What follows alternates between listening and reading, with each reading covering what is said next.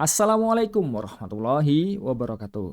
Jadi di video kali ini kita akan membahas mengenai motivasi pendefinisian suatu skalar dan juga vektor ya. Nah, di sini kita akan melihat kasus yang sudah cukup dekat dengan kehidupan kita sehari-hari. Nah, apa itu? Salah satu contohnya adalah ketika kita misalkan buka peta ya, yang ada di aplikasi baik itu di handphone kita maupun di laptop maupun di tablet. Nah, kita ada beberapa aplikasi yang menyediakan peta kan di situ. Nah, ini contohnya, misal saya menggunakan Google Maps, terus di sini saya mau bergerak dari kampus FMIPA UGM, tujuan akhirnya adalah Bandara Baru Yogyakarta yang ada di Kulon Progo. Nah, di sini ada beberapa hal yang terkait, yaitu pertama adalah saya harus punya titik pangkal, dan yang kedua adalah saya punya titik ujung. Jadi, saya punya apa di situ? Nah, saya punya arah kan di sini kan. Jadi, arahnya dari sini ke sini ya. Nah, yang kedua adalah saya juga punya jarak kan. Jadi, dari sini ke tempat yang ingin kita tuju itu jaraknya berapa kan. Nah, di sini bisa kita lihat, nah ada dua rute kan di sini.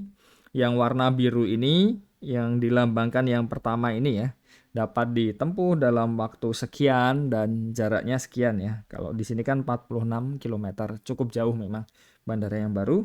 Nah, bisa juga dengan rute yang lain yaitu ke selatan. Jadi ini ke selatan bablas ternyata lebih jauh yaitu 52 km. Nah, poinnya di sini adalah ketika kita sudah bisa mengset ya, jadi titik pangkalnya di mana, terus tujuannya di mana, nah kita memperoleh dua hal di situ. Yaitu pertama adalah arahnya tadi dan yang kedua adalah jarak atau kalau yang biasa kita sebut juga panjang ya. Jadi panjangnya itu ada berapa. Nah, dua hal ini yang mendasari dari suatu vektor. Jadi vektor itu adalah ya besaran yang mempunyai besar ya kan. Jadi panjang dan juga arah.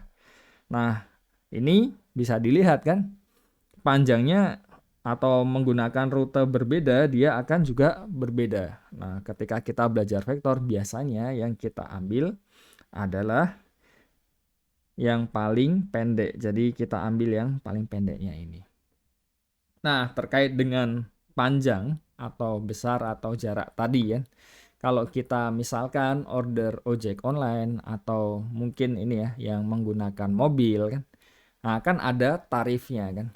Nah, tarifnya itu biasanya tidak dilihat arahnya kemana kan.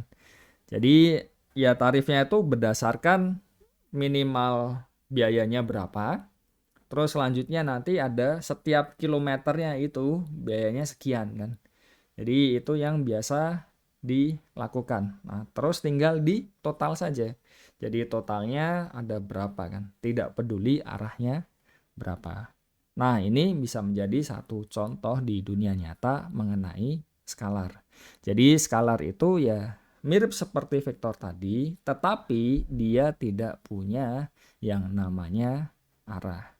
Nah, ini semoga bisa menjadi gambaran ya, sesuatu yang berkaitan dengan vektor dan juga skalar yang ada di kehidupan kita sehari-hari. Untuk yang biasa kita pelajari khususnya ketika dari SMA, nah kita membuatnya ya lebih sederhana ya. Jadi kita buat ya kasusnya di dimensi 2 dengan panjangnya ya kita set yang paling dekat ini tadi. Jadi langsung lurus ya. Dan arahnya yang menyesuaikan dengan apa yang kita inginkan. Jadi itu sedikit gambaran ya tentang vektor dan juga skalar yang ada di kehidupan kita sehari-hari. Dan tentunya kalau untuk contoh-contohnya jadi banyak sekali ya di kehidupan kita kan. Ya contohnya ya tidak hanya yang ketika kita buka Maps tadi kan. Secara umum kan juga kalau kita mau pergi ke suatu tempat, otomatis kan ya kita akan mengukur kan. Jadi jaraknya seberapa banyak, jadi seberapa jauh kan. Jadi kita punya panjang di situ.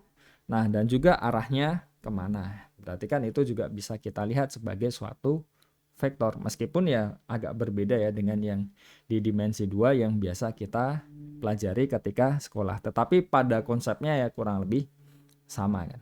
Nah, mungkin itu dulu untuk video kali ini. Untuk yang video lain yang berkaitan dengan vektor dan juga skalar bisa cek di series-series yang selanjutnya. Jadi series ini akan membahas mengenai ruang vektor di Rn atas R. Oke, sekian saja video kali ini. Semoga dapat dipahami dan semoga bermanfaat. Wassalamualaikum warahmatullahi wabarakatuh.